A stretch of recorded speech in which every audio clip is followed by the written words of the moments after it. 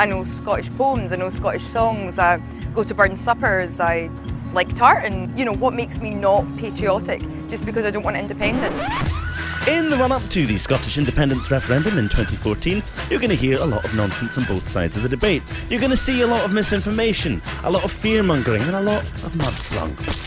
You're going to get bombarded from both sides with statistics and numbers and bluster, and after a while you might start to find the whole thing a little bit wearing. Hey, maybe you're already sick of it. The problem is, though, that no matter how confusing or how boring it gets, it doesn't really change the fact that it's important. Actually, it's really important, and it'll likely be the most important decision you or I are going to make in our entire lifetime. So, how on earth are we supposed to know what's true and what's not? Well, it's funny you should ask that.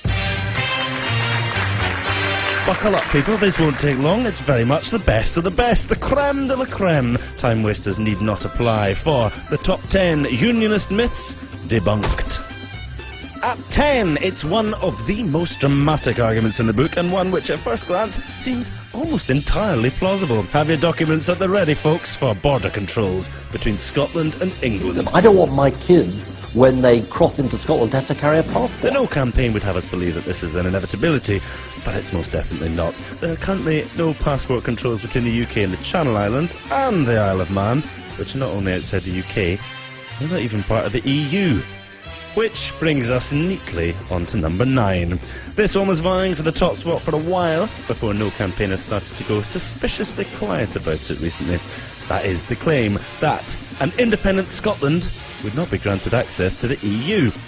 Well, there's no easy, straight yes-no answer to this one, although Prime Minister David Cameron could settle it quite easily by just officially asking the EU, something which he's refused point-blank to do. Of course we will work with the Scottish Government in providing information, but let me be clear about what we won't do. We will not pre-negotiate Scotland's exit from the United Kingdom. Certainly it looks extremely unlikely that Scotland would be denied continued membership, given its status as an oil-rich, energy-rich nation with an existing track record within the EU, but perhaps a more pertinent question would be, is the United Kingdom, in its current shape, really going to be a member of the EU for long anyway? UKIP has, at the heart of our extensive manifesto, the key aim of ending Britain's membership of the EU. Well, given that David Cameron has chosen to appease UKIP voters and Daily Mail readers in the southeast of England with a referendum on leaving the EU, it will be an in-out referendum.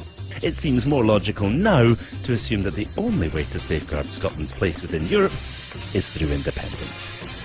It's long since dropped from the top spot, but despite losing all credibility, it's clinging on to its place at number 8. That's right, it's that old chestnut. We're subsidised by Westminster and we couldn't survive on our own. Well, this argument is old news by now. Even David Cameron admits it's a myth, for goodness sake. I'm not saying that Scotland couldn't make it on her own. Of course, Scotland could. Well, for those people who've been hiding under a rock for the past 2 years, have some numbers.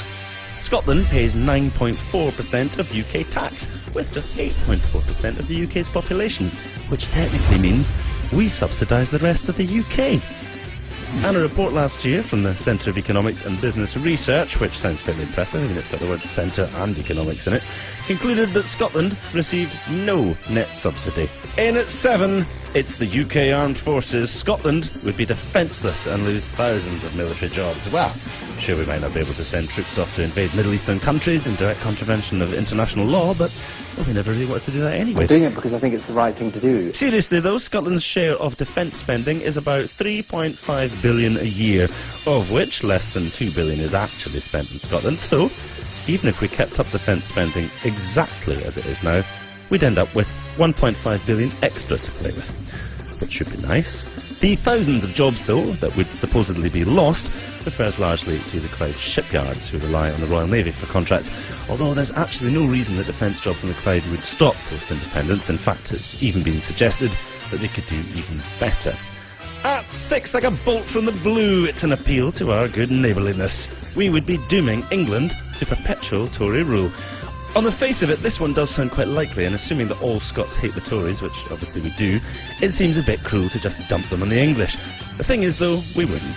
The idea that Scotland has any influence whatsoever over Westminster elections is a bit of a myth. Let's take a look. The 1945 Labour government, without Scotland's votes, would still have been Labour. The 1950 Labour government would still have been Labour. The 1951 Tory government would still have been Tory. 1955 would still have been Tory. 1959 would still have been Tory. The 1966 Labour government would still have been Labour. 1970 would still have been Tory. 1974 would still have been Labour. The 1979, oh my God, it's Thatcher Tory government would still have been Tory. 1983 would still have been Tory. 1987 would still have been Tory. 1992 would still have been Tory. The 1997 landslide New Labour government would still have been New Labour. 2001 would still have been New Labour. And 2005, well, yeah, you guessed it. In fact, in 2010, Scotland voted exactly the same way that it did in 2005, and well, look what we ended up with. Not quite the same thing we had in 2005, that's for sure. I mean, look at it, it's got two heads this time. On to the home straight now, and in at number 5, it's all about Alex Salmond and the SNP. We have a majority SNP government in the Scottish Parliament. That is not a democratic place in the conventional sense. It is a dictatorship of one man sitting in Butte House. Yep, Alex Salmond is a bit like a dictator, and the SNP want to create a one-party state. In all fairness, this kind of chat is pretty common amongst opponents of popular politicians. We're just not that used to it in this country because we don't tend to get many popular politicians. Venezuelan President Hugo Chavez, for example, is maligned by his opponents as a dictator and a tyrant, despite being democratically elected to office no less than 4 times. I knew there were some dictators around the world. Hugo Chavez now admitting in a speech that went widely undocumented, by the way, that he chews cocoa. The guy's a maniac. I mean, he's a clown, he's a maniac. Would you invite Hitler to lunch? I mean, would you invite Charles Manson to sit down and tell you how to run his life? Likewise, Evo Morales, president of Bolivia, despite garnering over 64% of the popular vote. And if those examples are maybe a little bit too exotic, let's try something a wee bit more Western. I think we've all heard of this guy. A dictatorship? A power grab? Former Speaker of the House Newt Gingrich says President Obama is making the biggest power grab in American history and moving America towards a dictatorship. I think dictatorial is a strong word, but it may frighteningly be the right word. So basically, if you're popular and even favour just a tiny bit of change from the status quo, you'll get called a dictator by your opponents. Alex Salmond isn't a dictator, he's the democratically elected First Minister of Scotland. Love him or loathe him, you have to accept that he's currently the only leader in the whole of the UK with a democratic majority. Check it if you don't believe me. The SNP's ultimate purpose is independence, of course, but that doesn't mean that independence or the Yes campaign is all about the SNP. Far, far from it. It's just easier, if you're against it, to pretend that it's a political party than accepting that it's a movement. The most likely thing, of course, that would happen after independence would be a breaking up of the SNP into different groups who would no longer need to present a united front in support of independence. The same, of course, would go for SNP voters. And what about Alex Salmond? Well, having reached the absolute pinnacle of his career, having delivered his life's work, it would be pretty mental if he wanted to do anything other than retire, and who could blame him? So if anything, if you want to see an end to the SNP and Alex Salmond retiring from politics, it would be strange to vote anything other than yes. At 4, it sounds serious, is it? There's no way an independent Scotland could have survived the banking crisis. When our financial services and 2 of our banks got into very serious trouble, RBS and HBOS, it was the strength of the UK that actually saved the day. The cost of the 2008 RBS and HBOS bailout was 66 billion. Ouch! Scottish GDP in 2008 was only 145 billion. Oh, right. So of course we could have survived it. I say survive. Deal with it really easily would be more appropriate.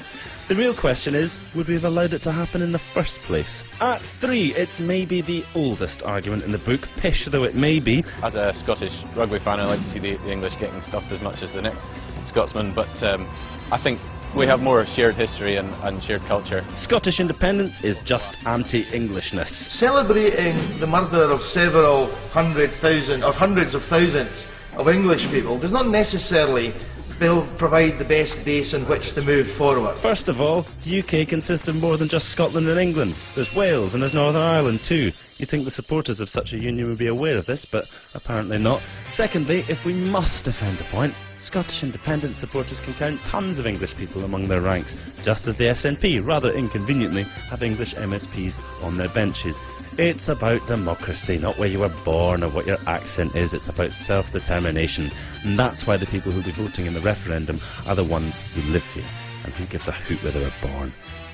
Other than the no campaigners, obviously, they do actually seem to care. Those struck me as slightly strange that my husband, who is English, and has lived in Scotland for many years will get a vote on Scotland's future, whereas my sister, who is Scottish but lives in England and has done for a similar length of time, will not be able to vote. Closing in on the top spot at number 2, it's that old defeatist when all else fails line. There are too many unanswered questions in the debate over Scottish independence. There are lots and lots of questions. Unanswered questions. It actually poses far more questions than it answers. Oh, there's just too many unanswered questions. Well, given that most of those questions tend to be some variation on all the things in this video, perhaps the complaint should really be all of our scaremongering questions keep getting answered quite sensibly. If you're a no campaigner, that must be quite annoying. The thing is that everything that happens in the future is unknown, whether we're independent or not.